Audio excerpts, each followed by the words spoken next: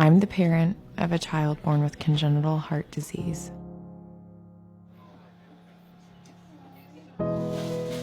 One in 110 children, 40,000 children each year, are born with some form of it.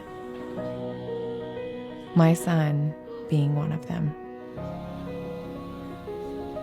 The disease affects many, the outcomes are different, but the common thread is strength and love.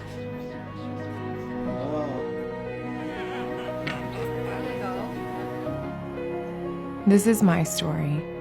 This is our story. It's a world where parents kiss their children and pray with everything they have as they're wheeled off to an operating room. It's a world of tubes, of oxygen, and constantly beeping monitors. It's a world where going home means until next time, next surgery, next appointment, next virus, or next infection. It's a world full of scars that tell stories, of lifelong cardiology appointments and a rising fear with every ache or chest pain. It's a world where families sacrifice and do whatever it takes to give their child the care they need. And it's a world full of medical teams who give everything they have to save these little hearts.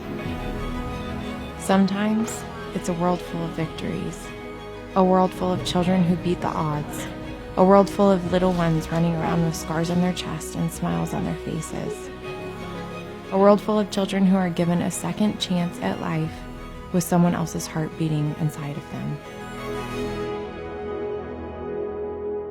And sometimes the stories don't end the way we wish they did, and we kiss their little faces goodbye.